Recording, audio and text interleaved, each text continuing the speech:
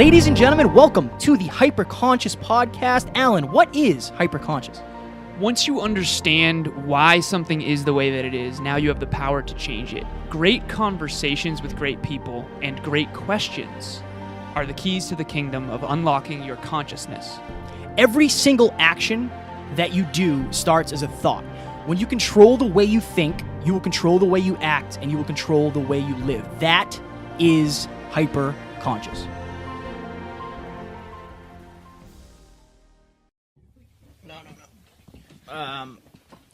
Geographically.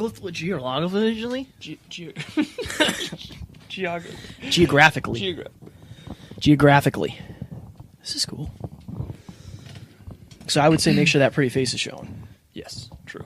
They're going to want to see that thing. They're going to want to see that thing, Alan.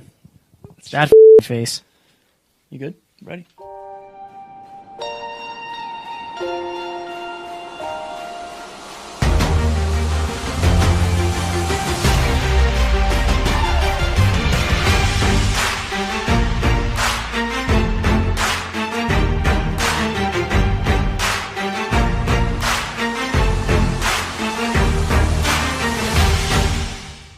Ladies and gentlemen, welcome back to another very special, as always, episode of the Hyperconscious podcast. Again, T-Mac was lucky enough to hook us up with one of his good friends. We're sitting down with Evan Jarschauer. You have a ridiculous story from what we've heard. But before we get into that, give the listeners a little perspective about who you are, what you do, and then we'll dig into your past. Yeah, absolutely. So first and foremost, I am a professional interventionist, and I specialize in dual diagnosis interventions. So basically what that means, and I'll kind of expedite what that means, is that I work with people that... Sure. I work with people that typically have a addiction issue, like substance abuse, alcohol, pills, coke, meth, whatever, in conjunction along with some type of an underlying mental health issue like depression, anxiety, even type of a schizophrenia, PTSD. And what they do, a lot of the clients that I work with, is they use those mood-altering substances to self-medicate the symptoms. And usually those things are happening at the same time, so we call them a co-occurring disorder.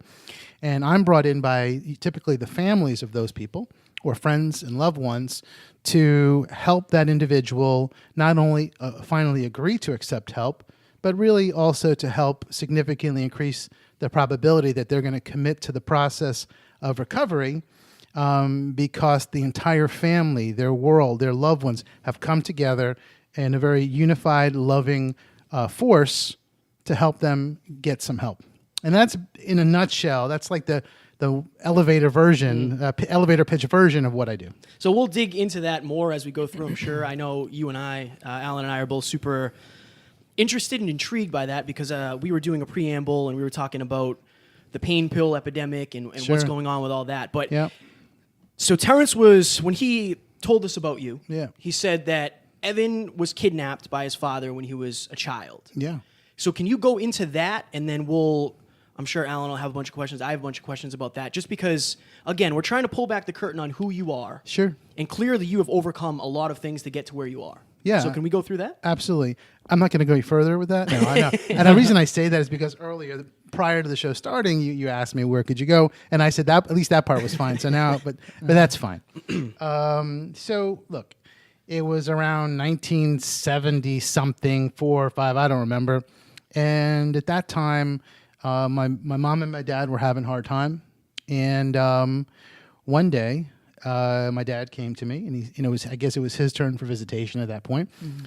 And he said, "You want to go on a trip?" And when you're like a 4 or 5 year old kid and your parents are fighting, and all of a sudden Dad comes along and says, "Hey, you want to get away from this nightmare?" You're not thinking, wow, what are the possible implications? You're also probably not thinking like you're going to change your name and start singing "Oh Canada," right? Mm. But that's what happened to me. And so he said, "You want to go on a trip?" And it was a confusing time, but there was fighting going on. And I was like, okay. So we got on a train and we went to Montreal. And we got there, and I guess he had planned it out pretty well, because we ended up living in the back of a laundromat that he had somehow purchased. We had a little apartment in the back of a laundromat, and he maintained the laundromat as our business, his business. And I ended up changing my name from Evan to Jan. And I went to French Catholic school, and I spoke French. I didn't speak really good French, but I was learning it, and that's what happened. I mean, that's how this started. The story started. No kidding. Interesting. So when did you come back to, when did that life, so you obviously changed your name back to Evan. Well, he did. I mean, yeah, so here's what happened. So we're down there for about 2 years, and this was actually the time of the 1976 Olympics. That was the Bruce Jenner Olympics, where he was on the cover of the Wheaties box. That was his big famous thing. In any case, so we're down there for about 2 years.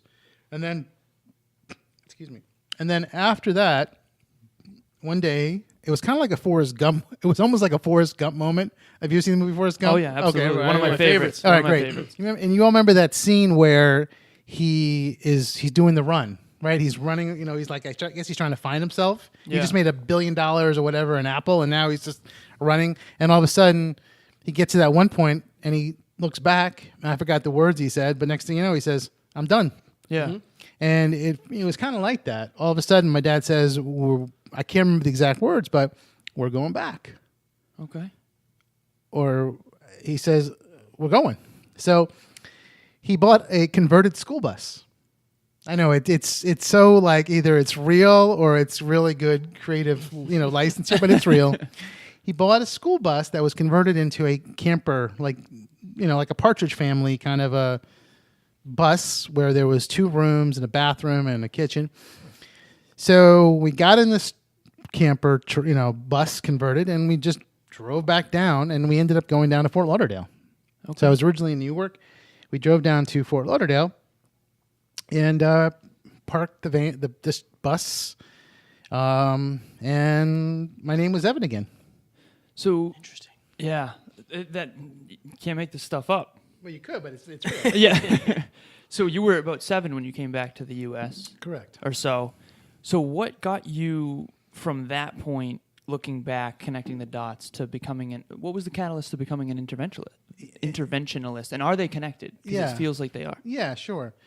So, I think for me, one of the things that kind of happened as a result of my upbringing was the family and how my family kind of got really mixed up. And, the other dynamic is that here's my father who kidnapped me from my mom, and he raised me. And so the same person who really hurt my mom horribly, you can only imagine that pain, was the same person that I knew as my parent. And it happened to me at a time where it was also confusing. Yeah, for sure. You're 5 or whatever, 4.5, 5. So you're kind of just going along with it. And then you don't know what any of it means. Exactly.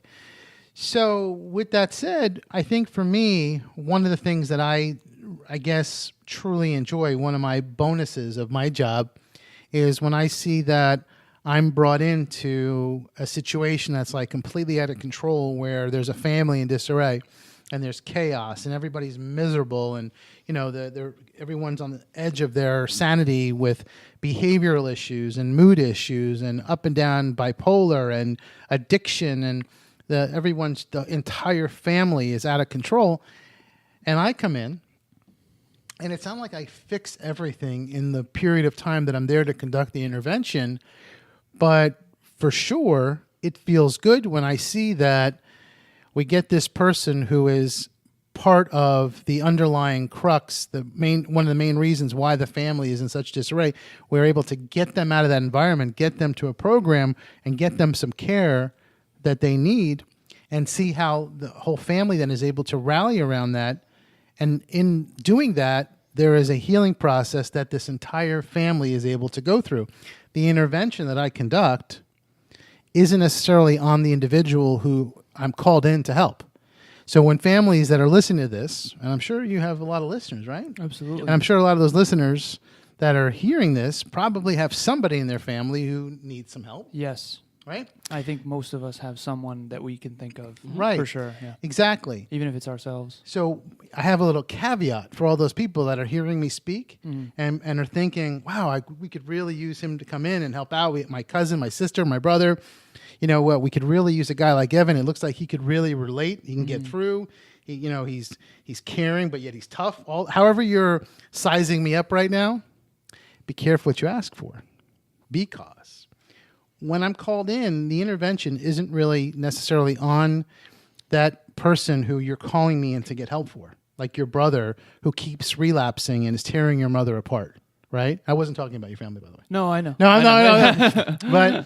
But what ends up happening is it's really an intervention on the mother, the father, the people that are enabling this person to live in that life. The environment. The environment, exactly. So my background has really kind of, in me, instilled this drive to help other families heal and not go through such chaos, or the chaos that I went through with where I came from, my world. And that's part of what has happened here, and why when I'm in a case, and there's a bunch of other details that go along with what drives me, what is my fire, but one of my underlying fires of what pushes me to make this happen is the family trusts me to come in, do my job, get this person help. But I also feel this, like, as much as I'm a professional on the scene, I also feel like I'm part of that family. So I want to see that family heal. And I want them to be able to, by the way, there's another side story to this whole story, was that when I was 15, my father passed away. My grandmother came to help raise me. There was a reunification with my mother, and there still is this process of connecting with her. So some of the real developmental formative years unfortunately were taken away, and we're doing our best to reestablish and continue to grow our relationship. But when I see a family that is in disarray, I'm thinking to myself, look, mom is still there, dad is still there. They just need a little bit of guidance along the way, and we need to get this person some help. If we can put this all together, this family has an opportunity to truly heal and move forward. And I may be just a little cog in that process, but I'm a pretty important cog, because I'm able to help then this family kind of change the whole paradigm of their existence. Instead of trying to cater or enable, the situation shifts to support, encourage, and heal.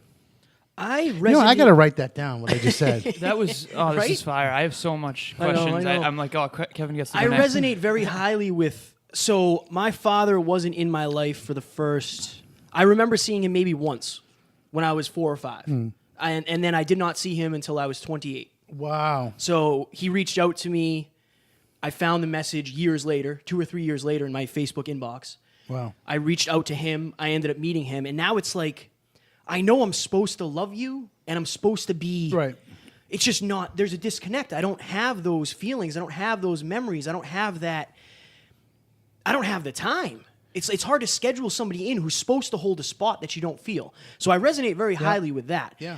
If somebody was saying to you that, because people have reached out and asked me this, I have an absentee parent, and that's not necessarily what you had, but you're trying to rebuild that relationship. Always. How do you go about that? What is a good way to try to rebuild that bridge that was broken for so long?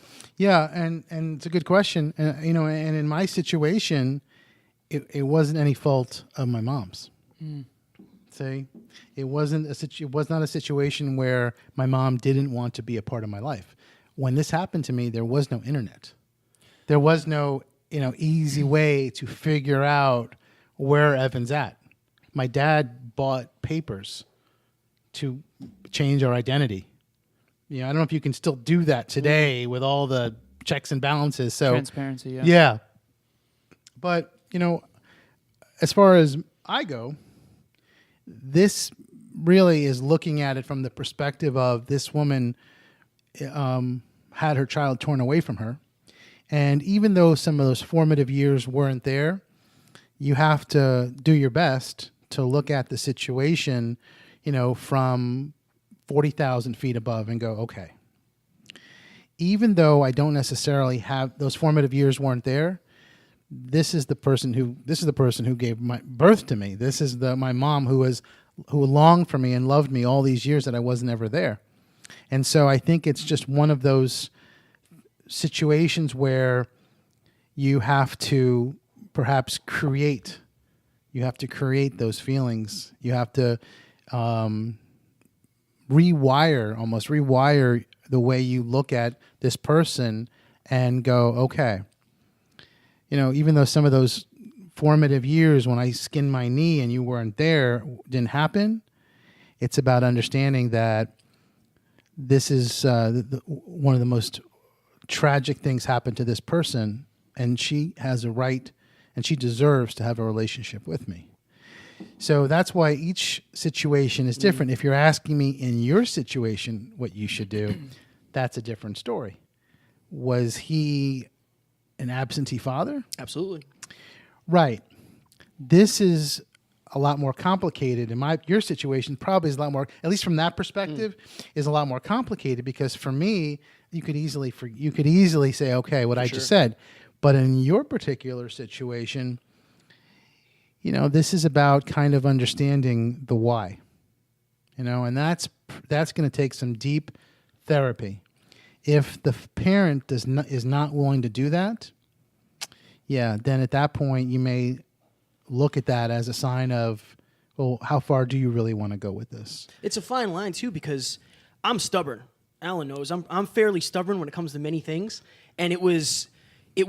Do I just say, you know what, fuck it, you weren't there, I don't care, I don't need you, I made it this far? Or is it, there's a fine line between that and thinking, I may regret this for the rest of my life if you pass away? Well, you probably will if you find that there were certain mitigating circumstances that created the reason, or there was something there that caused him to take that role. You will regret it.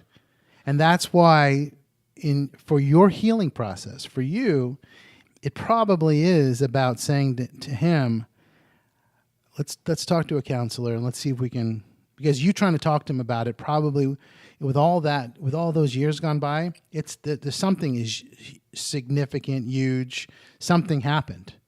And if you find that he doesn't want to do any type of work, and I'm not talking about months and months of counseling here. I'm just saying get somebody there to act as a mediator and say, look, what happened? By the way, did he tell you why? My mom's told me why, but he just was... Have you ever seen Liar Liar with Jim Carrey? Yes. He was kind of that, but worse. Like, he would always say, I'm going to pick you up, we're going to go to WrestleMania, we're going to go to this, we're going to go to that, and he would just never show up. He was in a gang. He just was... There was a lot going on back then. If he's not willing to talk to you about it, then you would take that as your mom is right. So I would need to ask him. I haven't asked him straight up. You should, and here's the reason why. It's for your healing process, not his. If he comes back and says, yeah, there were certain circumstances. As a matter of fact, and I'm not saying that this is what the deal is. Look, I had this issue, or I had that issue, and I was dealing with this and I was dealing with that.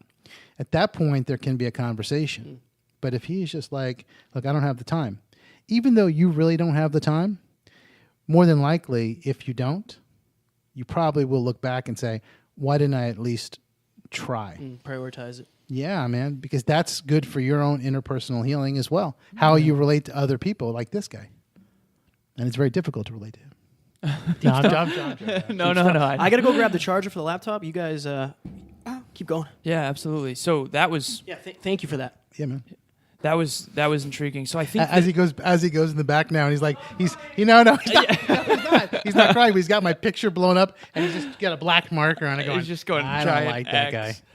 I think that was powerful. I'm really glad that Kevin was willing to go there, and I'm really glad you were willing to Sure. give, because I think that forgiveness, there's a great quote by Wayne Dyer. He's one of my favorite authors. He says that no one dies from a snake bite. They die from the poison that stays in the veins after the snake bite. Absolutely. Yeah. And I'm also not saying that you should forgive the guy. Yeah. I'm saying Explore it. And find out what the deal is. And at that point, if it's, look, I was busy getting high, I was having a good time. At that point, it's probably a lot more. It's a lot different than Yeah. I had a learning disability, Yeah. and I was dyslexic, and I was also dealing with bipolar disorder, and I was ashamed. I felt guilty. I cheated on your mom. I'm not saying that's what happened with your dad. Yeah. I was all that. I was in the environment that I was in a gang. And if I tried to get out of the gang, they would have come after your mother. Whatever. You never know, Just yeah. give me something. But if he's not giving you anything, Then he doesn't want to then he try. doesn't. And right. Yeah. But remember, this isn't for him. Right. Yeah. It's for you. Right. I And appreciate either that. way, exploring that, I think, is... I feel like I needed that. He texted me while I was here. He texted me the other day. Wait, really? Yep. Interesting. This is happening for a reason. Yeah. Awesome. It's all connected. So there's one thing that I wanted to ask you about. I'm O positive and Sagittarius. Is that it? No. Oh. It's the truth, though. I like it. So you do interventions a lot of times. You mentioned addiction right out of the gate. Yeah. And I think we all struggle with addiction on some level, whether it's something that's drug related or alcohol related or addicted to a certain relationship that's toxic or the gym or whatever it is. I think we're addictive creatures by nature. But talk a little louder. Be louder. Be louder. Be louder than you are, please. I shall do that. So this past summer, so we had someone in our town has been, we grew up in Uxbridge, Massachusetts together. And it's Uxbridge? Uxbridge, yeah. It's right in between Worcester and Providence. It's like an hour outside of Boston, up sure. in Massachusetts. I get it. And our town has been very, very impacted by the Sure. opioid epidemic Yeah. in the country right now. And I spent some time over, not this past summer, but the summer before, with someone who passed away Oh, my God. last year Yep. from an overdose. Wow. And I'm not going to name any names, but I always noticed this. He seemed miserable to me, even though he was putting on a very strong front that he was not. Okay. And after he passed away, I went through his Facebook, and so many people reached out and said so many incredible memories and incredible things about him. And it just really hurt me, because I feel like so many people, I say this on the podcast often, yes, there are people out there that are talking crap behind your back. It's human nature, but there are also people that are saying really good things. Yeah. They're just not saying it to you a lot of the time. And I think that's a travesty, because had those people on Facebook reached out to him, had he known how much he was cared about, would he have gone down that dark road? Yeah, that's a good question. I would love your take on that whole thing, please, if that's something you can bring to us. Yeah. I think that, first of all, when you start to see the symptoms of addiction, when you start to see somebody's appearance change, their moods change, and it could be addiction, it could be mental illness, when they start to appear to even the way they walk, their gait, they're sluggish, or they're slurring their words is a big one, right? They're dozing off. Dozing off is a big telltale sign of opioid issues, right? I think that when you start to see something going on, talk about it, address it, and provide as much support as you possibly can. And, I have families all the time that tell me, when I speak with them before they bring me in, they're like, I don't know if I'm being too intrusive, I don't want to upset them and, upset them. It's okay. Especially if you're the family, they're not gonna like get rid of you. They love you, right? But for sure, most all the time when I'm called into a case, and I walk in there, and there was a conversation with a family for a while about whether or not there's a problem, and I walk in and I'm like, this is not a debate. Yeah, it's obvious. Like this is to you. To me, I'm walking in, I'm like, whoa, okay. That's why I think when you start to see symptoms and issues, they need to be addressed. How you address those issues with that individual, that's going to be a conversation. Putting stuff out on social media, if you're not careful, may end up pushing somebody further into a corner. That's why you got to be real careful. Getting back to your question. That was after he passed away. Oh, after he passed away. That was what broke my okay. heart. Gotcha. It's because people said so many wonderful things after he Right. already overdosed. And if he had known how many people cared, I genuinely don't believe he would have taken that harsher path. Because I think underneath a lot of addiction, and correct me if I'm wrong, I'm not a professional here, but it seems like a lack of connection and love on some level, typically. Yeah, I mean I hear what you're saying, but then you have somebody like, for example, I don't know if you guys remember the band INXS. Remember that band? You don't remember that band? Oh my God, I'm getting old. It's so crazy. It's all good though. There was a band called INXS. Okay, and when you hear some of their music, you'll know it. But there was this guy. His name was Michael Hutchence. Yeah. And so Michael was loved by millions of fans all over the world, right? Loved by millions of fans all over the world. And so, unfortunately, he was also battling depression, and he was also battling addiction issues. And then one night, he as far as I'm aware, based upon the story, he hung himself. And he was adored and loved. And what causes somebody like that, who knows people love him, adore him, to want, that logic that you're sharing, people loving you and caring about you, sometimes it's like that's overwhelming in and of itself. And it's possible for him and for other people, because I do work with celebrities. Yeah. I do work with people that are pretty influential and powerful. Sometimes all that adoration can also be counterproductive and overwhelming. And it's like, yes, it would have been great if some of those people would have reached out to him, if they saw some of those warning signs and went like, look, what's going on? Just want to let you know I care. Just want to let you know I care. Yeah. But sometimes in doing that, that person's sitting there going, why do you care? Why do you care? I feel worthless and empty inside. Oh, almost like undeserved praise. Undeserved praise. Interesting. So this is where it's a real delicate balance of, you're right. It would have been the simple answer to your question, and sometimes I'll give a simple answer and sometimes I won't. But the simple answer to your question is absolutely. It would have been wonderful if they would have done that. But then again, it wouldn't have necessarily prevented it. Would it necessarily prevented it? Exactly. And how would it have been perceived? Yeah. So, talking about fame, talking about dealing with the rich and famous, one of us has been on the Kardashian show. It wasn't you. It wasn't me. It must have been you. Yeah. What is something that when you get in the room, and we don't have to say specific people, but as a general, when you get in the room with somebody who is super famous, super rich, super wealthy, what is something that you notice about them? Is there like a general... My thought is everybody is a human at the end of the day, right? I used to think everybody had it figured out when they got to like 30 and 40. I don't think anybody has it truly figured out. You're always working on yourself. Right, correct. I agree with that. Is there anything that you walk in the room and you kind of have to say, like, you might be this person, but you're still just a human? Yeah. Well, one of the first things that I notice sometimes are like platinum records. That's interesting. Yeah. When you walk into the home of somebody and you see like they've got like double platinum, triple platinum albums on the wall, and you're like, whoa, that's pretty darn cool. Yeah. But then you have to refocus and go, look, I'm not going to take pictures with these people. I'm going to sit there and help their brother, their sister, their cousin to get help. Yeah. But when you walk in and you look over it, or when you sit down, you're like, okay, that's that person. Yeah. And you go, and you're telling that person, you have to change the way that you operate with your brother, your cousin.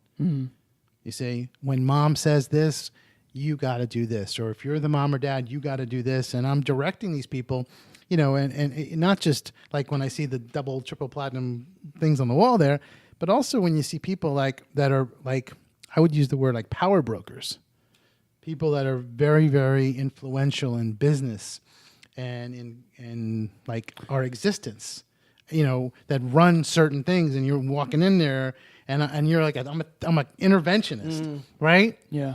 But you're going to follow my direction because this is not this company. Yeah. It's not your wheelhouse. You're right. You may be the CEO or the CFO. You may have $2.8 billion somewhere, whatever, and you got a nice big boat and a helicopter. But at the end of the day, you're going to follow my direction so that we can help make sure that this person that you adore and you love is not only going to agree to go to this program, but we're also going to work together to support that person truly embracing the process of recovery, whether it's from mental health or from substance abuse. And so that becomes part of, it's a challenge for me. Well, it was a challenge, not a challenge anymore. Now I walk into I'm walking into the homes and I'm seeing these people that you would all know. Yeah. And you're like, listen, Mary. And by the way, there is no, I'm not divulging. I'm saying, there's no Mary. Yeah. Or listen, Mark. Poppins. Right. Yeah. Mary Poppins. No. Here's the deal. And then the other interesting flip side of it is this. So then I'm sitting there with their daughter, right?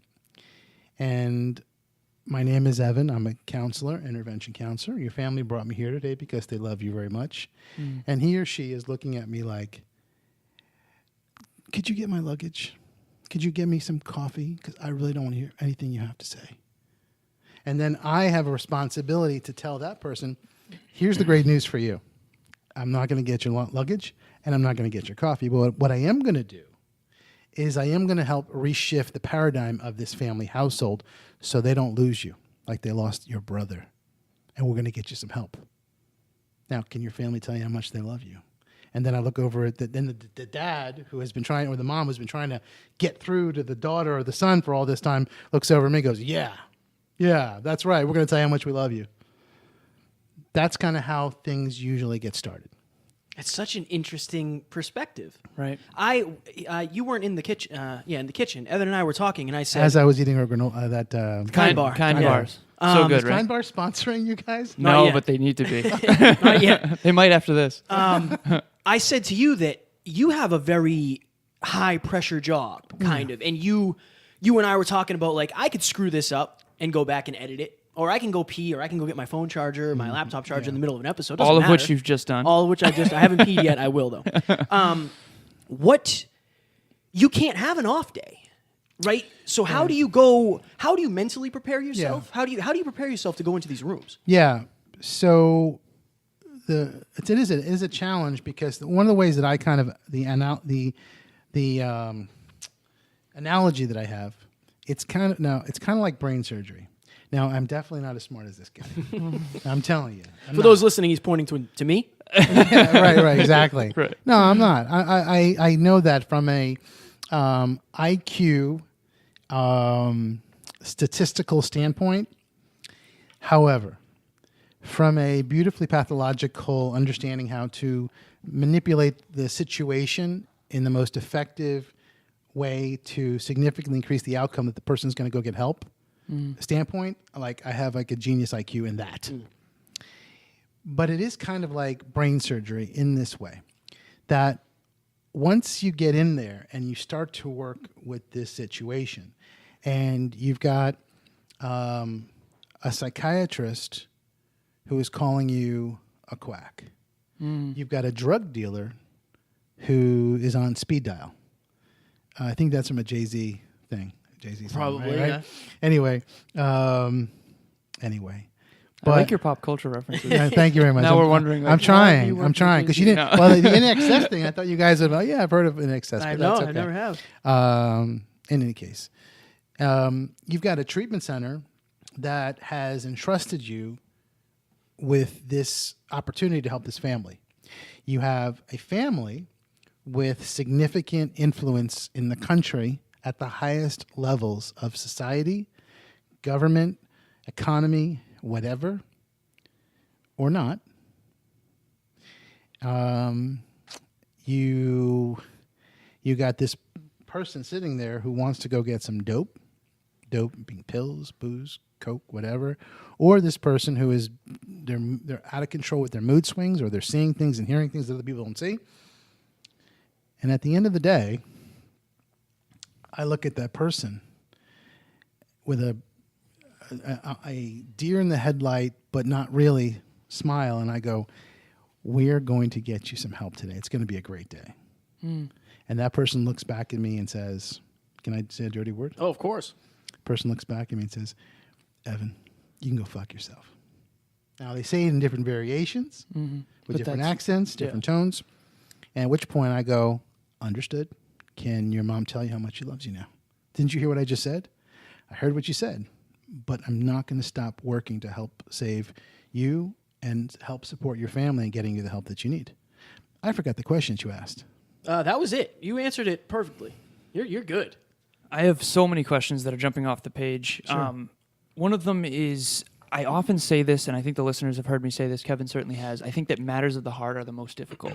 It's hard for all of us to act rationally with our family members when it's matters of the heart. And I think that that's kind of part of your job, if I'm correct, is to it's hard to see the whole picture when you're in the frame. So you go into this arena, and your main goal, from my perspective, based on what you said, is to figure out, is this internal or external or both? Environment, or is it mental health from within, or a combination of both? Sure. And then sort of diagnose the root cause and then start to shift that. So you mentioned the why when you talked to him, and that was somewhat of a mini intervention, if I'm correct, with Kevin and his father. How do you find... because I'm now inside his brain. Exactly. Oh, for sure. So what are some... I'm always trying to figure that out too, because clients come to me for fitness advice. And what I realized very quickly is that what's holding them back is not necessarily fitness. It's the story them telling themselves. It's something deep within their past, usually with their family, some way they're trying to avoid pain or discomfort, things like that. Yeah. So you mentioned the why. When you go in, if you don't know the root cause, you cannot, sort of like when you mentioned brain surgery, if you don't know the root cause of the issue, you can't shift it. You can't change it. Correct. So what's an example of how do you find the why? The why underneath, like the root cause? Yeah.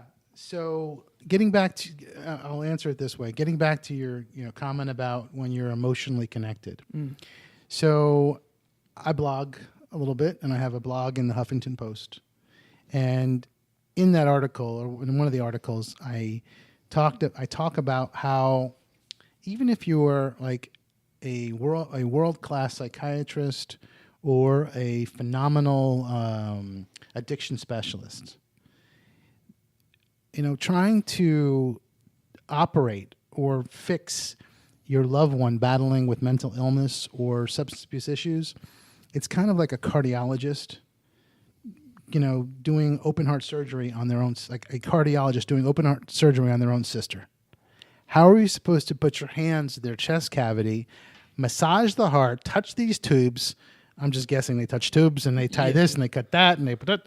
But how are you supposed to do that and keep a steady hand when you are emotionally directly connected to the outcome of that surgery? It's hard enough being a surgeon, I'm assuming, to go in there and touch people's brains and just in that synapse without necessarily being emotionally connected to the outcome. Imagine if it's your own family. And that's what happens a lot in the cases that I'm on. Families for years have tried to handle the where, the how, the what on their own, because it wasn't like a broken arm. It wasn't cancer. It was a mind that was not working right or wasn't working well or whatever, however they perceived the problem to be. But the families for a long time tried to handle it themselves. And so for that reason, somebody like me, I've been in the field now for about 20 years, who's worked with a lot of family, hundreds and hundreds and hundreds of families all across the country doing this, after a while, you start to really understand that an objective person who has the training, the experience working in mental health, working in addiction, can come in and really look at the situation from, like I said, a more objective standpoint, without necessarily being emotionally involved in the outcome. And that's a critical part of why the intervention can work, because I'm not, when the person can't manipulate me. Yeah. They always tell me, she's really manipulative, or he's a real manipulator. And, that's how he made his billions. Yeah, I get that. And I don't get any bonus for the person going to get help, but we're going to make it happen. Well, how are you going to get him to go if we can't get him to go?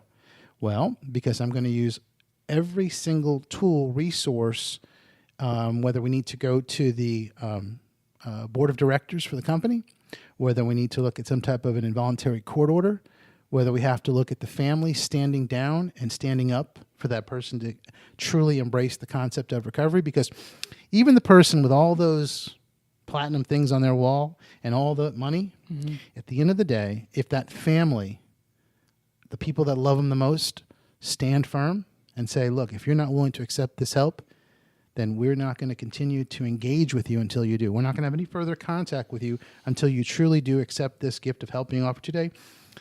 Those people will surrender. They will capitulate to get the help that they in their heart already know that they need. Wow. You said earlier that... Careful what you say when I said that I said this. Okay, perfect. You've been doing this for 20 years, 20-ish years. You said that you feel like you're kind of part of the family at a certain point. Yeah, and if I'm a professional person that is lodged into that family dynamic, and therefore I look at the person I'm sitting with as if it's kind of like in those army movies, those military movies, the soldier goes, I'm not leaving without my men. It's the same concept. I'm not, even though that person's not my brother, like, you're going to get help because I'm not going to leave you here. What's that like on you emotionally? Like, when you leave, I'm sure there's unseen things that people don't, like, firefighters and people like that. After the job, they're exhausted mentally, physically, emotionally. And, most people don't know that because they've never had the chance to interview them. I like fishing. Fishing's good. I'm terrible at it, just like golf. But when you say you leave and the person that you were there with said, you know what, I'm not getting help. Like, you couldn't get through to them. Yeah. How do you wake up the next day and, like, what is that like for you emotionally? That's a great question. So when somebody, you're going to laugh at this answer because this is a good answer. I will say this is a good answer. I'm excited. When somebody tells me that they're not going, like, fuck you, I'm not going. Or I like this one too. You know who I am? You know how much money and I could write you a check? I'm not going anywhere. The truth is that when finally somebody says to me or to their loved ones, I'm not going, or I'm not going to go, or whatever, that's when we actually begin the intervention. So you get rejection first? Yeah, man, that's the thing. So the person looks at me like, aha, you see, I'm not going. And I look at them and I go, finally, we can get started. Of course you're not going to, of course you weren't going to say, yes, I'll go. If it was that easy, why would your family bring me in here? Yeah. You've got to give me a fight. You got to give me a fight. And that's okay. Because your family brought here in somebody that is in it to therapeutically win it for everybody. I have a question close to home here.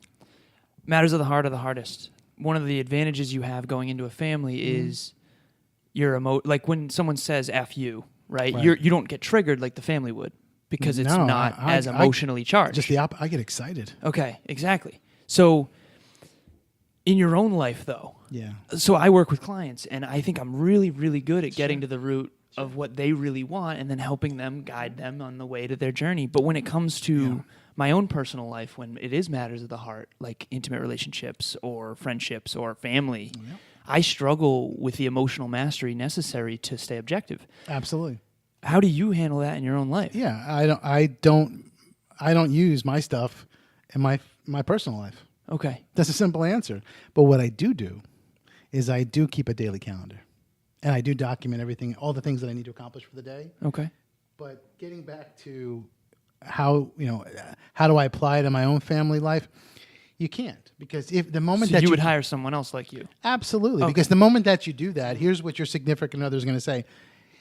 Hey, you may be Mr. Intervention Superman going all over the place, helping lots and lots of families, but in this house, you're not. Yeah, exactly. And by the way, we need some more milk. Yeah. And that's what happens sometimes. So I'm out in the field, right? And I'm working with doing the family and doing this and this person, that. And I got the police and the family and the issues. And we finally, after hours and hours of this battle going back and forth, and finally we have a situation where the person agrees to accept help. And you get that, and we get on the plane, we travel here. the person that really disliked me all of a sudden is like, you're not so bad. You want to, I got an extra meat pie. I just picked up meat pie because I figure you guys are from like the New England area and you probably eat meat pies.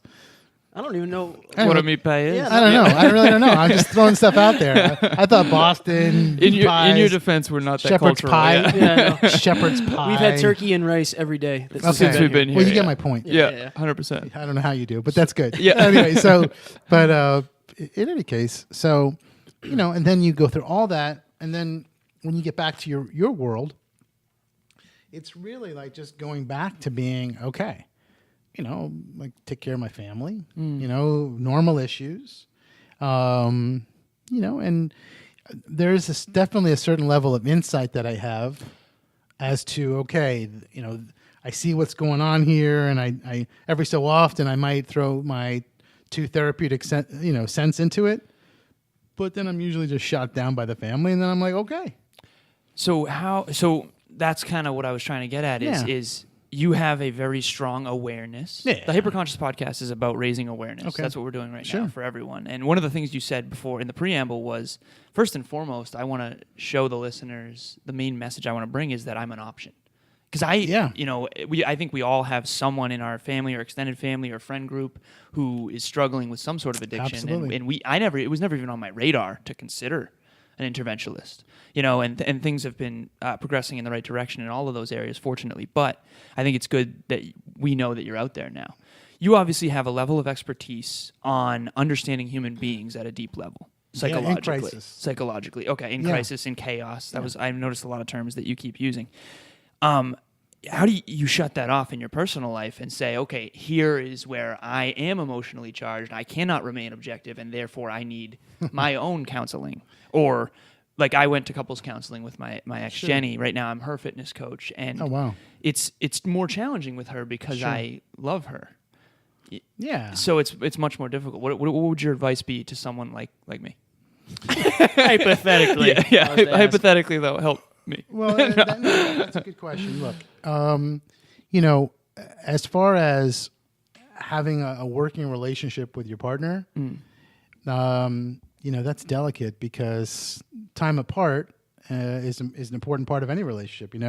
That's time apart helps. What they say, distance makes the heart grow fonder. That's true. So if you're always together and now she's also part of she's a client, you're working and all this other stuff, it kind of probably reduces the amount of time that you could have apart. And it could be good, it could be bad. But, what I can say is this, that once you try to impart your wisdom on somebody who you are emotionally weak for, who has a soft spot in your heart, how are you supposed to be the police officer? How are you supposed to be the police officer of your girlfriend? How are you supposed to do that? How are you supposed to say, you should have done 3 more. You need to do, I don't know what you're saying, 3 more reps. Yeah. And she's like, listen, let me tell you something. You know how I make you happy? Right. I'm not going to make you happy if you don't shut up. Right? In her own way, she would do that. So that's why, from my perspective, I've learned that no matter how phenomenal I may be with interventions and counseling and working with people in crisis, I have to be very conscious and aware of how I use that on the people that surround me. I've got to go back to almost have to kind of dummy up in a way my insight into all the workings of, all the psychology of everything. You have to. Otherwise, you're going to sit there and analyze everything. Oh, yeah. With power comes responsibility. Yeah. Exactly. For sure. Interesting. Exactly. We talked about this a little bit before, and we talked about what you experienced, the drugs that you saw most common. This person was my brother. He was literally my brother. I spent every single night sleeping in his house. We were inseparable. He tore his ACL playing baseball. Mm-hmm.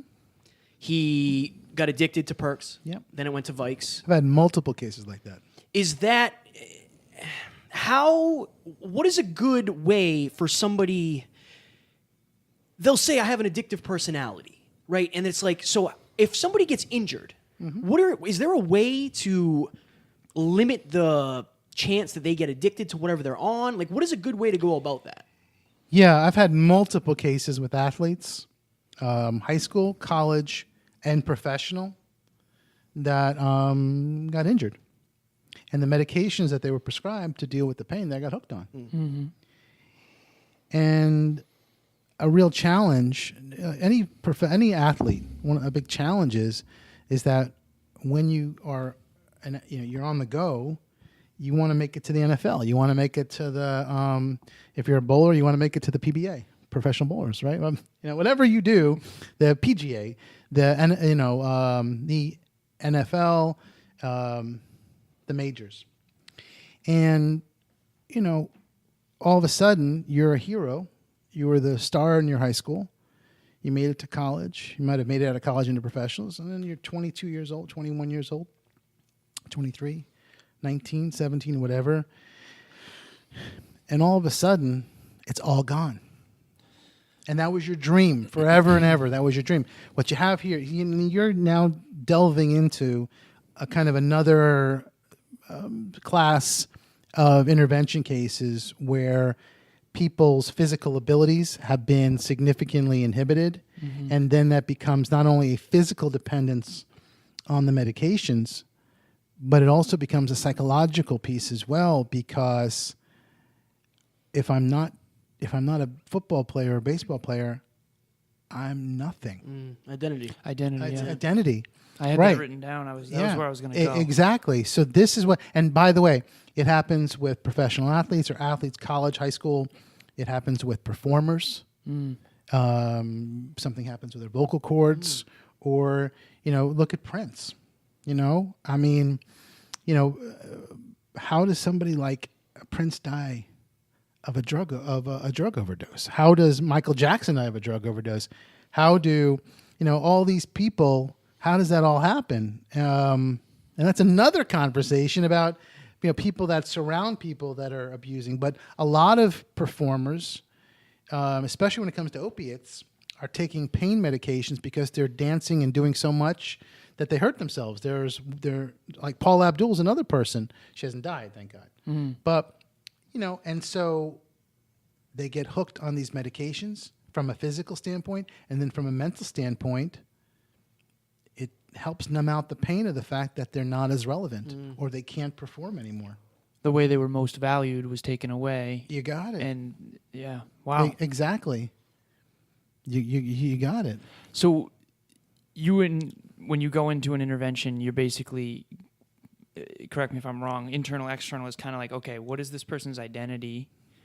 And then what is the environment that is reinforcing this addiction or this behavior that is no longer working? Yeah, it's all that happening at the same time. Exactly. And you got to walk in there and you got to keep it all together. You got to stay laser focused. People are judging you. You hit a nail on the head with the judgment thing. That's what I was going to say next. How do you stay? So a great quote that I live by, Tony Robbins said this. I'm sure you're aware of him. Who? He said, Tony Robbins. No, I'm playing with you. I like his sense of humor. He's sassing me this whole time. He was sassing me in the preamble too. I love it. He says, you cannot positively influence someone while simultaneously judging them. Yeah, exactly. How do you stay so judgment-free?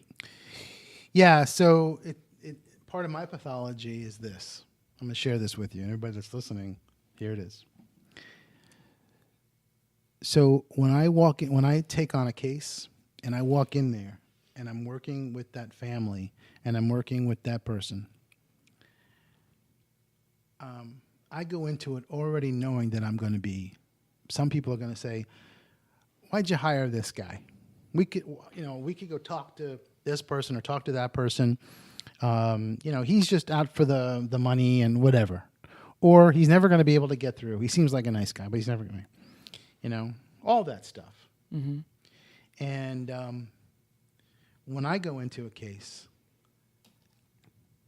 I'm going in there kind of like that brain surgeon who knows that if anybody's going to be able to help save this person's life, it's that brain surgeon. I don't go into it with this thing of like this God complex where I'm thinking, I'm the greatest.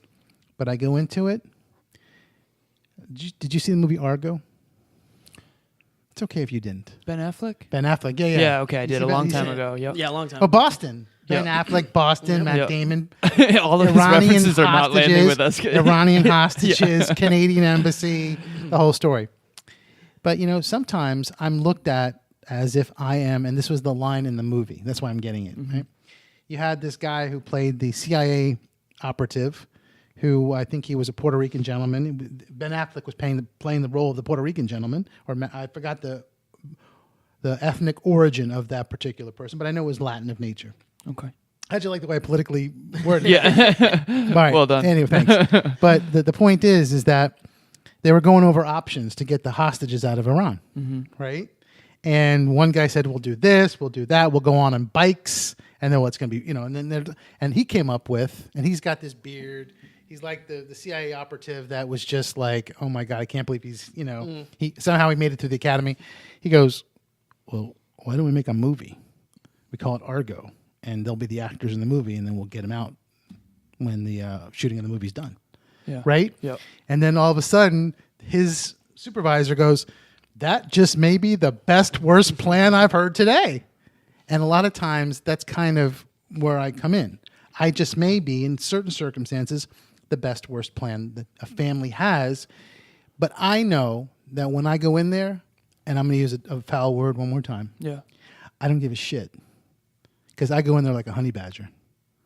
With love and understanding and lots of experience, I don't give a shit. You may not like me. You may judge me. You may want to know if whatever, but I am not going to let your son or daughter or your wife, your husband, or your cousin die. Not under my watch. And not only that, but we're going to coordinate this so the whole family rallies around this plan. Yeah. And we will rise to the point where I will become useless, but that's okay. You might have one of the hardest jobs ever. It seems like. It's challenging. Seriously. It's a very challenging dynamic because There's so many moving pieces, and there's a emotions lot- are so damn high. Right. Does it get any higher And than by that? the way, watch this. And then you got to travel with that person, like to another state, and get them here and do this, Yeah. so that they don't go someplace else. And there's a bunch of other twists and turns that can happen here. So there are a lot of moving parts. I'm not bitching because I love what I do. But when I see a family or people, a cousin, a brother, Uncle Steve, who's like, well, you, what's your background? I love those questions. I love them because I'm going to help educate you on what my background is, how we're going to do this. And even if you don't buy into it, even if you think it's not going to happen, I don't care because we're going to get it done. And not only that, but everyone is going to rally around this plan. And we're going to make this happen. And by the way, we're going to not only get your brother, your sister, your cousin, your mother, your aunt, your uncle, your best friend, your boss to treatment, but we're also going to change this whole system that has been enabling this person to stay sick. Yeah. What do you do with... So the family, they want them to get better. The relatives, they want them to get better. Managers, all of that. Yeah. What do you do with the yes men and the yes women who just... Like Eminem, we're talking about, we're doing rap things. Marshall Mathers. Marshall Mathers. In one of his songs, he says, I don't know the exact thing, and there's a lot of swears in it, but Which one? basically, I was surrounded by yes men. Yeah. They didn't care that I was addicted to drugs. Yeah. They just wanted me to keep raking in the money and keep paying them. How do you weed them out? Yeah. How does that work? So I have a lot of cases like that.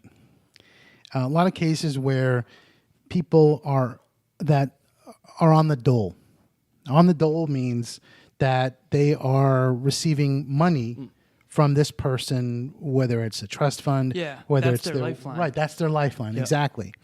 So typically, when one of those people reaches out, it's because something really, really bad is happening, and they're concerned about Losing that. affecting them. The family then swarms in, and we work to get this person help, and then that person can be in our group during the intervention. And that's the person, like you said, who would be like, if she doesn't want to go, or he doesn't want to go, I'm not going to do this, and I'm going to, that kind of, and then when the person starts yelling during the course of the intervention, by the way, they do yell. And it sounds something like this. I'm not going to do it, but sometimes it can really be loud. Yeah. At that point, when the person starts to say, well, I don't think this was the right idea. I think your approach is very, very aggressive, and I'm really not. And you know what? He or she does have a very valid point that this has really been thrown on them. As a matter of fact, it was thrown on me. That's when I look back at that person and I go, "You're the one that called in the Calvary," and I say that right in front of the person that we're working to get help for. So at the end of the day, if it wasn't for your love and concern for this person's welfare, we wouldn't have been here. Period. That's how you handle them. You neutralize it. You don't blow them out of the water. You don't hurt them. You don't be like, I'm not trying to change that person's orientation because they have mortgage payments to make. They have children to provide for.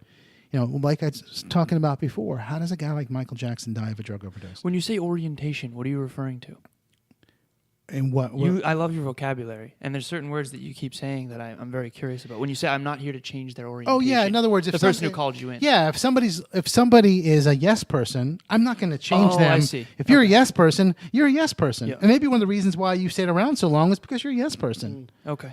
But more than likely, I can tell you this, that once the person that you've been saying yes to gets well and begins this process of going through Tony Robbins programs and really exploring their true maximum potential and getting identity. sober and identity, there's a very high probability that person is not going to want to have any yes people around them at all. So I'm not here to make you not be a yes person. I'm just here to make sure that you helped, you were a catalyst for me to even be here. You helped to sound the alarm. Usually the yes person is one of the catalysts because the yes person was on the inside. The yes person was on the inside and was like, "Geez, this is really, really bad," and says something to the mother, the brother, the father, the husband. Hey, by the way, Bill and Mary, Steve, we need to do something. And then the yes person once all of a sudden help is on the way, then they're like, "Whoa, that's I didn't realize you What were have I done? I didn't realize you were bringing Evan." Yeah. Like if I'm some like tough, Yeah. I'm Evan. I'm a counselor. I'm an interventionist. Yeah. Go ahead. What are you gonna? So many things. Yeah. What do we got for time? An hour. Okay. Wow. So I have 3 questions that I must get asked. Actually, 4. Sorry, Kevin. One of them is, how do you make the person not feel betrayed because the family sometimes are going behind the person's back to try to help them, and clearly the implications of that are great, right? So the person who is sick often maybe hasn't admitted that they are or doesn't think they need help, and everyone's kind of like coercing behind their back to try to get them Yeah. So how do you get rid of that betrayal when you come in? Yeah, I get that question all the time. I always have the mother or the father who's like, I feel horrible. I feel like I'm betraying. I feel like I'm Judas, Right, kiss yeah. on the cheek. And I'm like, this is how I answer it. If you, the person who feels as though they're the betrayer, more than likely, if you were going through the same thing that your loved one is going through, you would probably want the family, whoever was coming to help, to do whatever was necessary by whatever means to see that you got some help. Yeah. Right?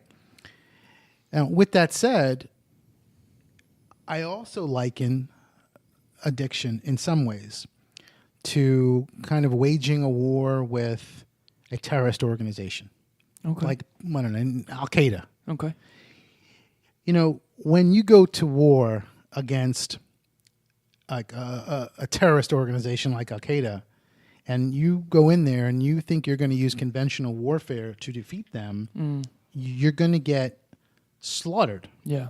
It's the same thing with a family when they go in to try to work with somebody who is hiding their booze in Drano bottles. Oh yeah. Is hiding their coke, their meth. They are living a secondary life. They have people dropping off bags of dope in their mailbox, and they live in like beautiful homes outside of, pick a nice town over there. Beverly Hills. Beautiful Beverly Hills. Pick a nice town in Massachusetts. Newton. Yeah. Nice town. Very nice. You're right. Dropping off bags of dope in their mailbox in Newton. So if you go into this intervention and you think you're going to wage this loving battle using conventional means, you're going to get emotionally slaughtered. Period. That's what happens. So for that reason, if the worst thing you've done is kept these plans and this structure from that individual so that you could get organized and present the intervention plan in a very loving, organized, and constructive format, it's probably not the worst thing you've ever done in your whole life, even though you may feel that it is. And the other part is this.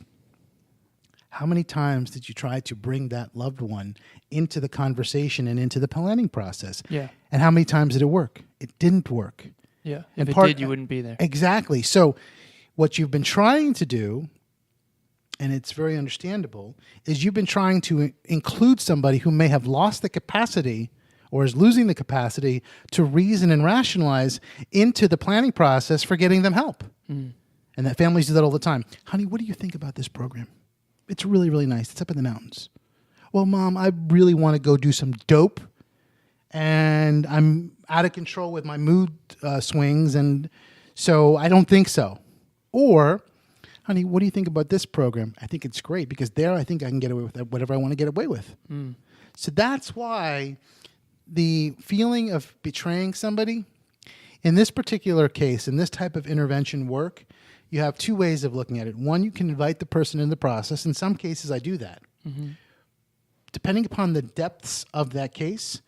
But when you got somebody who's in a complete free fall and you say, hey, let's talk about stuff, and tomorrow we have somebody coming to help. If I'm that person, I might just go out and do a whole bunch of dope because, damn, my mom's got a lot of money and she's probably going to bring in somebody who's really good. I'm probably going to have to go. This is where it's about, the answer to your question is, it's about helping the family feel comfortable and embrace the idea that that anger will subside. That anger on that person's part, they're going to have to deal with it, because once you explain it through like I just explained it through, they're going to be like, yeah, I probably would have bolted. Or you know what? I probably would have done a bunch of heroin before, and so, okay, I am going to talk to you again. It's almost like you're that person who people don't thank until the end of the war. Exactly. Yeah. That must be so hard. Seems so hard. Well, but not only that, not only in many cases do they not thank you till the end of the war, in many cases you go into it already knowing that you're not going to get thanked anyway.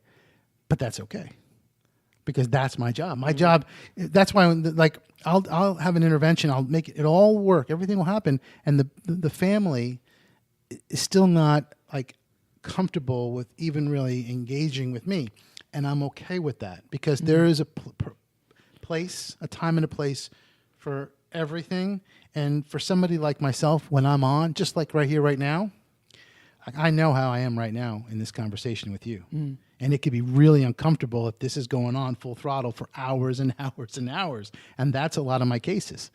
So for that reason, some of my favorite, best ways of being thanked, you ready for this? Yeah. Is when I get that email like 2 years later, 3 years later, and you know what it says? It says, I'll tell you, it says, I have many of them. Evan, I still think you're a two-headed snake, but thank you, because I now have a relationship with my family again. I got a job, and I'm doing pretty good. Hope to never see you again. God bless. Wow. What an interesting career. I know. This is unbelievable. I'm okay with it. Say there's a listener listening right now, and they kind of suspect that somebody close to them might be into some sort of drugs. Sure. I know you talked about a couple of the telltale early signs, but Sure. what would something that they could what can they look for? Yeah. Basic stuff. Person is not engaging in the activities that they used to really love to do. They're becoming more insulated. They're not engaging as much with the family or friends. You see a lack of energy. They're not sleeping, or they're oversleeping. Their appetite is increased. It's significantly decreased. And sometimes you can just extremes, exactly. Mood extremes, appearance. Sometimes somebody who is really took good care of themselves, all of a sudden it smells, or they're not changing their clothes, or their attitude. The person that all of a sudden your loving sister, you would say good morning to, and she'd say, "What do you want?" But those are some of the telltale signs. Of course, the slurred speech, and then denial is a big one. hey, by the way, bro, you kind of you're slurring your words, and you kind of smell bad, and you're not walking straight. None of your business. Okay. Those are some of the things I would look for. He mentioned those were the symptoms of addiction. I appreciate you going there. That was one of my questions. They could be addiction and or mental illness. Yeah. How do you know the difference? Then the way you truly know the difference is once we get somebody, a client, to a program under psychiatric care where they can really do a full workup on that individual. Okay. A lot of times I'm walking to cases, family thinks it's addiction, and it's mental illness. Sometimes I'm walking to cases, they think it's mental illness, it's really addiction. Yeah. Oh no, he would never do that. Next thing you know, he or she's like lighting up a drug test with all kinds of stuff. Interesting. So there's a question I ask every guest, and then Alan, I think you might have one or two left. Oh yeah. And then I told you it's all positive. We'll let you talk about promote what's going on with you, programs you may have. Obviously, you have a very interesting line of work. Obviously, you have a very interesting life. What do you hope to accomplish with your life before you pass away? Like, do you want to be remembered for something? Do you just want to continue making change? Like, what do you want to accomplish before you die? That's a great question. I would really like, it's a very good question. I would really like to have somebody that I could connect with that could potentially carry on what I'm doing. Because after years and years of doing this, I've helped a lot of families, helped a lot of people. And if you look at maybe the 800 cases that I've had or 700 cases, and you multiply that times around 6 people that are immediate family and all the other people that are interconnected, the karma is pretty good there, right? Mm-hmm. Oh, yeah. I would love to find somebody that I could educate, be an apprentice to really carry on this work, because it's something that you really can't, it's like you guys on a podcast and the show that you guys have, you really can't computerize this thing. It's not like you can automate it. Mm-hmm. Same thing with my work. You really can't automate what I do. It has to be somebody there on the ground that can maneuver through all that stuff. I would love for the work that I'm doing to really continue on and carry forward for as long as possible. I mean, that's kind of the way that's probably the best answer I can give you, because I really don't see myself doing much else than this. And real quick, to further that answer. Sure. So one of my favorite shows is Inside the Actor Studio. I don't know if you've ever seen that show. It's okay if you didn't, because that's on PBS. No, we have not. That's okay. And there's a plug for PBS, which is public broadcasting anyway. PBS, if you want to sponsor us. Right. But they had this show that was on called Inside the Actor Studio. And you'll know in a minute what I'm talking about. And they have different really famous actors come on. And there's this guy named James Lipton, who's the moderator. He's also a teacher of acting at Columbia. I think it's Columbia. And he talks to the actor and he says, if he'll say something like, he talks like this. And they mock him on SNL, by the way, on Saturday Night Live. Okay. And he'll do something like this. You are in the movie Trading Places, Eddie. How was that for your career? That's how he talks. And then Eddie would give a real educated answer. Then he would say something like this. And this is what happened. I think it was with De Niro or Pacino. Al Pacino, Robert De Niro. Oh, yeah. Yeah. So he goes like this. He goes to, I think it was De Niro. Pacino goes, if you weren't an actor, what would you be doing? And so I think I got to say, De Niro, Pacino, and he goes like this. He goes, I think it was De Niro. And he goes something like this. He goes, I'd probably be a waiter. And nobody was expecting that answer because he's a phenomenal actor, right? Yeah. So for me, I really can't think of anything else that I could do, would want to do. Of course, I'd love for this to grow into a thriving, financially successful something. Of course, that's a wonderful thing, and hopefully that'll happen along the way. But really have somebody that I can pass on this to, because I don't think I want it to pass on to my son, because there's a certain level of pathology that goes along with this job. Mm-hmm. I don't know if I want to impart that on him as well, but I definitely like to see this work go forward. I think that's an amazing answer. It is. That was very good. So I rehearsed that, by the way. It's all right. No, I love your pattern breaks, by the way. They're very good. The sense of humor you have. Structured. Yeah, it's very good. You're doing it to me constantly. So a couple things I want to say. One is Terrence mentioned that you have a course that you're creating, an intervention course. So that might be one vehicle, and I'm sure you've already thought of that, to help absolutely mentor other interventionalists and really spread this message. And the ripple effect of 700 interventions, I mean, unbelievable. Because you turn one life around, they turn other lives around, and you're like the epitome of transforming people's lives so that they can go transform lives. It's a very good thing. Right, and you bring me in certain doses, right? In Yeah. other words, it's not like you have him there all the time. Yeah. You bring him in when you need him, exactly. But yeah, so the family intervention playbook, Yeah. that's really what we're talking about, and that's where I'm working to help other families look at options, strategies on how they can work with their families and the loved ones that they have that are struggling. It's not to take away having somebody like me come in, but not every family can bring somebody like me in. It is what it is. I mean, there's only one of me, and I'm sure there are other people out there that do kind of the same work. I know that. Yep. But that's one of the reasons why I'm working, and I've worked to create the Family Intervention Playbook, which is really for families to be able to get a better foothold, a foundation on the chaos in the home and how to establish some level of order and structure so that the person who really is suffering and spiraling out of control can not only get the help that they need, but also increase the prognosis for their long-term recovery, and in doing so, enhance the welfare of the whole family.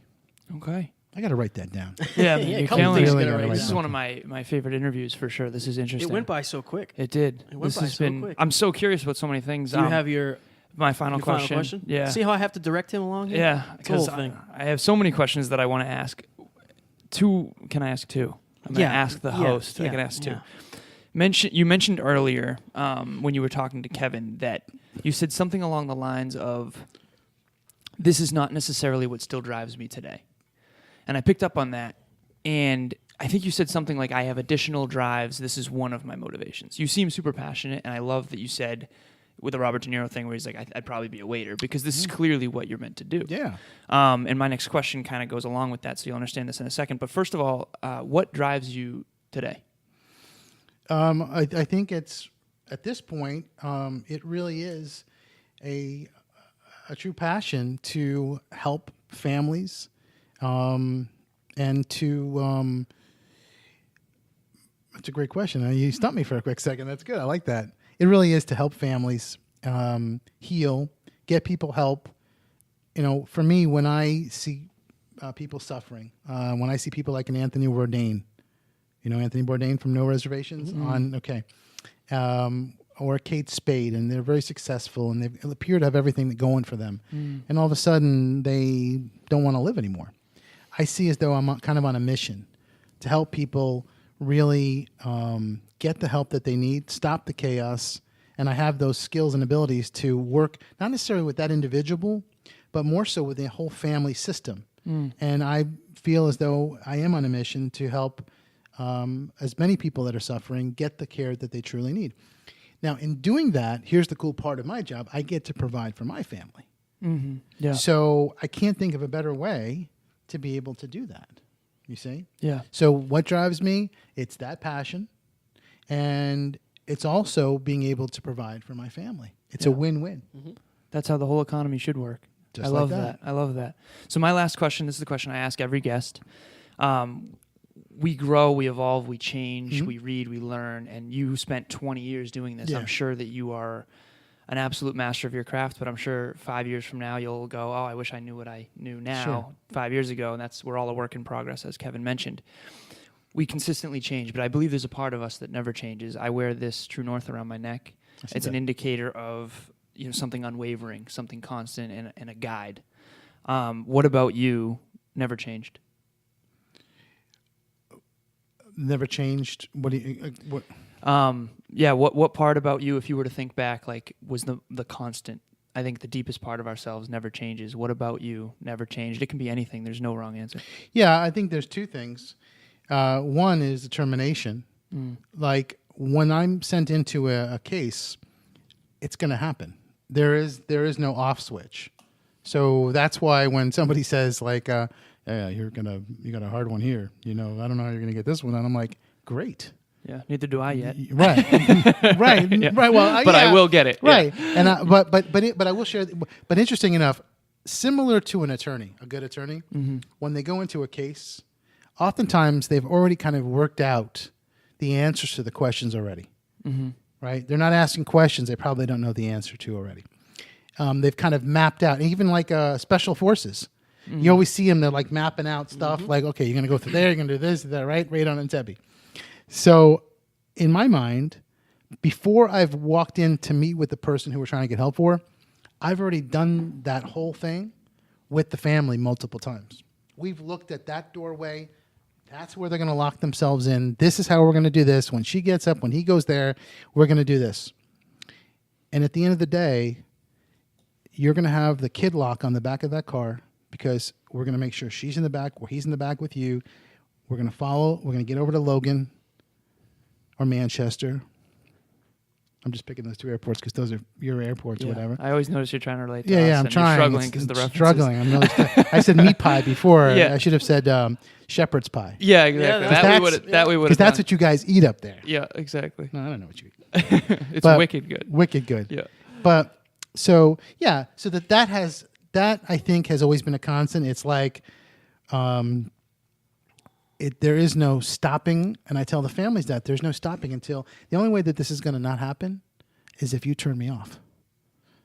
I tell the family that the only way that we're not going to be getting your love and the help that they need is if you tell me to stand down. And then I tell them this: don't tell me to stand down. Yeah. Don't do that.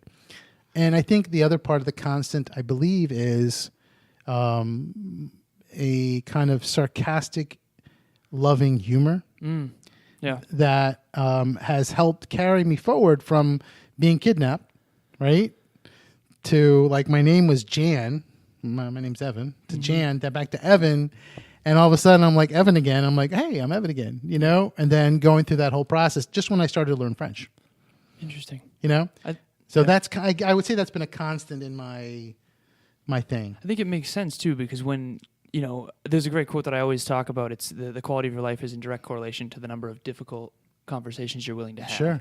You're in the hardest conversations literally that I've ever seen anyone. It's and difficult. Your sense of humor, I think, is absolutely critical. I think Kevin's great at that too. I Because appreciate we're in that. over our He head is, most he of is. the time. Appreciate that. I do we're have always in one over our head. super for fast Christ's sake. question.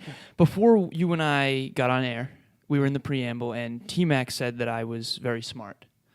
And I think he's got to slide this in here. no. So No, I know. I'm just teasing. you immediately asked me a question. You said, "What's your SAT scores?" And you guessed it within 10 points. Yeah.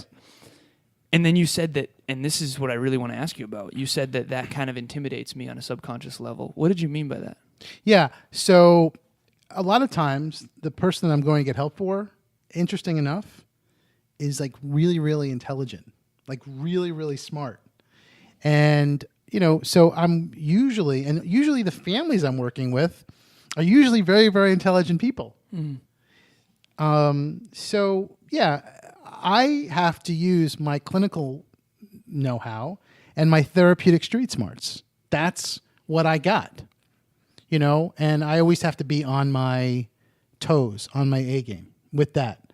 So it's always something that I'm thinking, and that's why when I guessed 1280, and he will plug his SAT scores now, right? 1270. This is a plug SAT. Is there like a company that like, I was so curious. I've never been asked that before. That was really cool. right?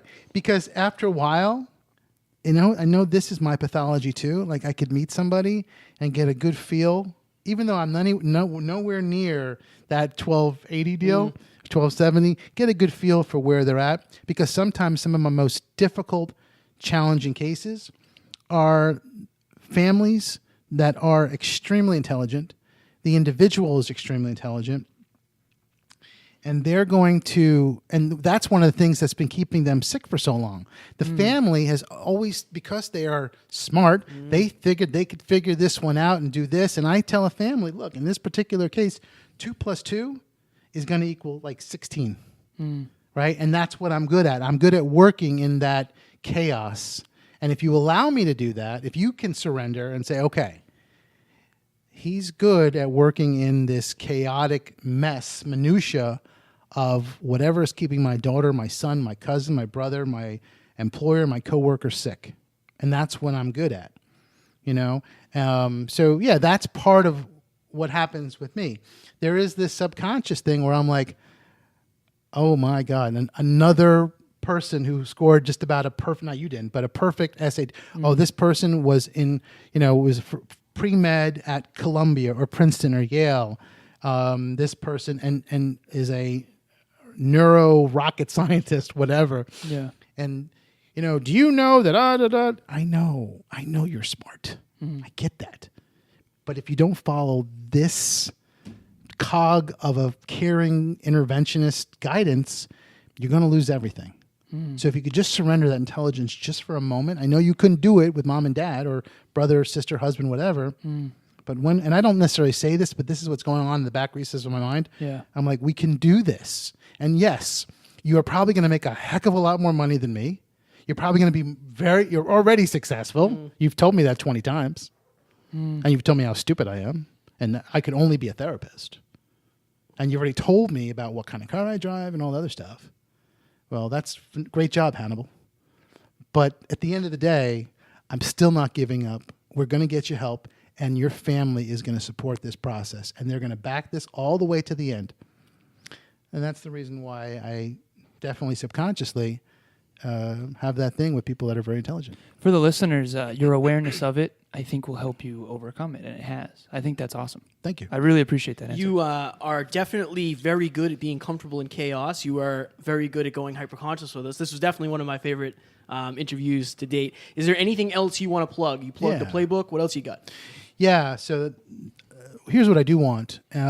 I do want families out there that do have a loved one. And even if it's yourself, I've had cases where the person actually reached out to me. I like that. And I usually say, hey, we got any family? Like, no, but can you come and help me? I'm like, yeah, there's a flight to Philly. I can go. Okay, can you get here now? So that's another story, by the way. Okay. But yeah, families out there that have a loved one that is struggling with mental health issues or addiction issues, they are welcome to reach out to me. And I have a toll-free number. It's 800-787-1721. It's 1-800-787-1721. And they can also visit my website, which is careplanpro.com. So it's 3 words together, careplanpro.com.